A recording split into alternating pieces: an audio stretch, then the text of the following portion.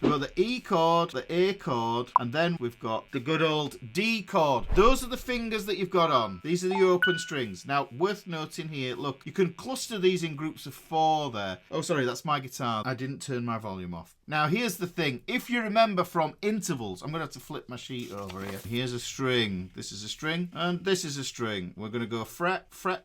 Now, what we do is, I'm going to show you a major third. I just want you to be able to see it graphically. The major third goes up 2 steps. That's the distance of a major third. It's step and step. Tone and tone. So 2 tones, you go up this distance. So that's the major third. If I want the minor third, we've got to think about it. Well, what does major mean and what does minor mean? Minor means less. It's a size thing. Major is a big thing. Minor is a smaller thing. So we take the major and we just lose 1 fret. So if I go here, there we get that step, and we take this other step here and we half it.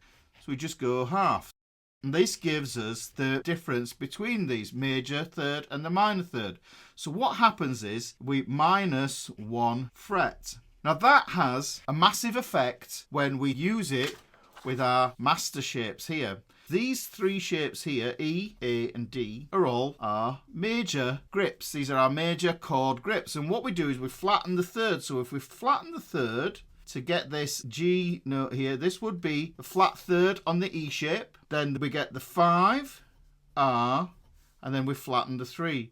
Can you see what shape this looks like now, guys? This is a 2-finger chord. So come over here, look at this. So we've got 5, R, the 3 should be here, but if we flatten it, it goes here, so flat 3. Funny, look at the fingering of that one. Look at that. Look at that and that. I like that.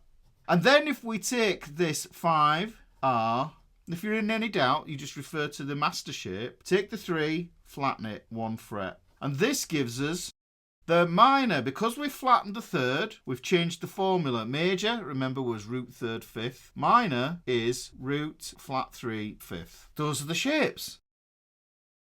So look, we've got 5R3 major, flattened a third, and we get this. Minor. The sound, the personality of the chord is instantly different.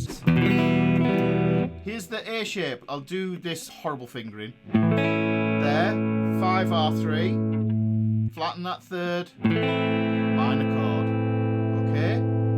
Here, D shape. 5R3, flatten the 3, 1 fret, so we get D minor, automatically, sad chords. So we've got happy chords, the sad chords, those variations of those. Now, do you remember me saying there's no B shape and there is no F shape? This is what the F chord is, really. That's the F. That's the F everybody struggles with. But if I take that first finger off, remove the bar, slide it down, I'm back on an E shape. And if I want to turn that into a minor, all I have to do is modify that third there and take that off and it becomes a minor. Here's an F major.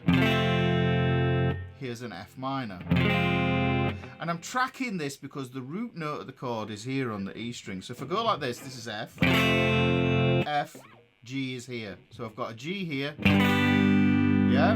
This is going to be G major. Take that finger off. G minor. A major. A minor. B major, B minor. I'm just modifying these shapes. Let me do it now in the A shapes. So look, here's the A shapes. There's an A major. Okay. Right, I'm going to do it here. I play it like this, Brian May way. I play the A shape. Those notes there.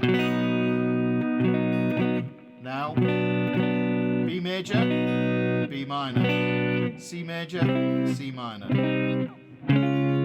D flat major, D flat minor, D major, D minor. So, the F is the E and the B is the A.